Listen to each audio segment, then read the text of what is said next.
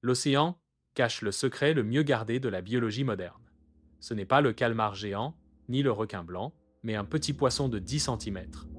Le poisson lanterne est petit et sombre. Pourtant, il représente 65% de toute la biomasse de poissons des profondeurs. Si vous pesez tous les requins et tous les thons de la planète, les poissons lanternes pèsent beaucoup plus lourd que réunis. Pendant la Seconde Guerre mondiale, les sonars de la marine américaine ont détecté un faux fond marin à 300 mètres qui bougeait. Ce n'était pas une erreur technique, mais un mur vivant de milliards de poissons, si dense qu'il bloquait les ondes sonores. C'est la couche diffusante profonde, la plus grande structure vivante de la planète, composée presque entièrement de poissons lanternes. Ils vivent dans la zone crépusculaire, entre 200 et 1000 mètres, là où la lumière du soleil disparaît et où l'eau devient froide. Le corps du poisson lanterne est compact, avec des yeux énormes conçus pour capter le moindre photon dans l'obscurité. Son nom vient de sa capacité à produire sa propre lumière grâce à des organes appelés photophores qui recouvrent son corps. Chaque photophore est une technologie biologique avancée avec une lentille pour focaliser la lumière et un réflecteur pour la diriger. Une réaction chimique entre la luciférine et l'oxygène crée une lumière froide, bleue ou verte avec un rendement énergétique presque parfait. Chaque espèce possède un motif unique de photophore, comme un code-barre lumineux permettant aux individus de se reconnaître. Dans le noir absolu, le mâle clignote et la femelle répond, créant un dialogue de lumière pour la reproduction.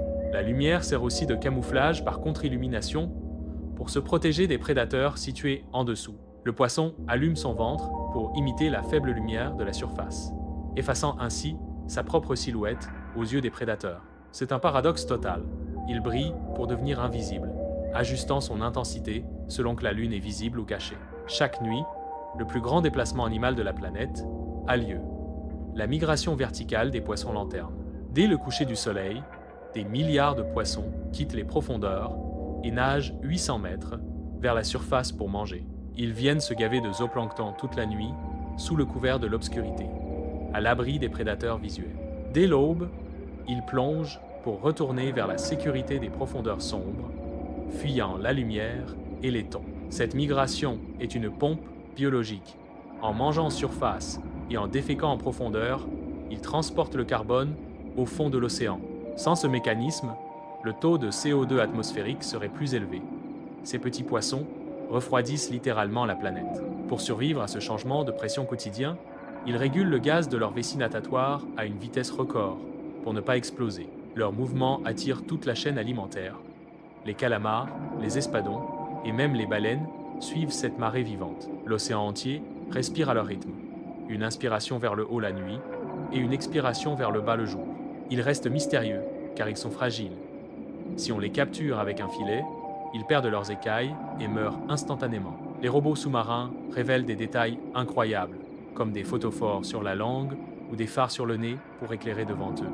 Mais l'industrie de la pêche s'intéresse désormais à eux pour remplacer les stocks de morues et de thon qui s'effondrent. Le but n'est pas de les manger, car ils sont huileux et mauvais, mais d'en faire de la farine pour l'élevage de saumon et de poulet. C'est une nouvelle ruée vers l'or protéiné, visant des centaines de millions de tonnes de biomasse potentielle. Les scientifiques alertent. Si nous retirons cette base de la chaîne alimentaire, tout l'écosystème risque de s'effondrer. Sans eux, les thons et les oiseaux marins meurent de faim, et la pompe à carbone s'arrête, accélérant le réchauffement climatique. Des pays comme le Danemark et l'Islande ont déjà tenté des pêches expérimentales avec des filets à mailles fines. Le problème est la capture accessoire. Ces filets ramassent tout, y compris les bébés requins, les tortues et les espèces rares. Heureusement, leur chair saturée de lipides cireux provoque des troubles digestifs chez l'humain, ce qui limite leur consommation directe. Leur reproduction est un autre défi. Les œufs flottent vers la surface, et les larves naissent dans la lumière, transparente.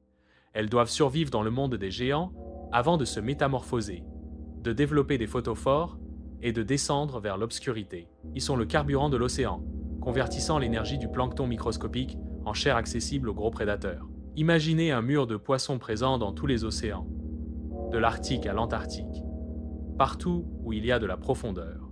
Les sous-marins militaires utilisent encore cette couche dense pour se cacher des sonars de surface qui rebondissent sur les poissons. Ce poisson défie l'entendement par son nombre, sa lumière, sa migration et son rôle écologique crucial. L'océan scintille chaque nuit grâce à des milliards d'êtres vivants qui allument leurs phares pour survivre. La prochaine fois que vous regardez la mer Noire, pensez qu'en dessous a lieu le plus grand bal masqué de la planète. Le poisson lanterne n'est pas juste un animal, c'est une force géologique et climatique qui agit en silence.